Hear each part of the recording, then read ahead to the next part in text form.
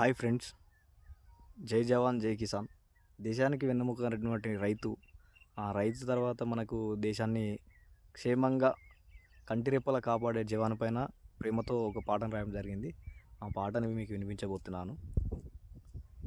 నా భారత జవాను వందనం, ఆత్మీయత సోదర వందనం, కాశ్మీరు కాకి వందనం, మమ కంటి రెప్పల కాపాడే జవాను వందనం.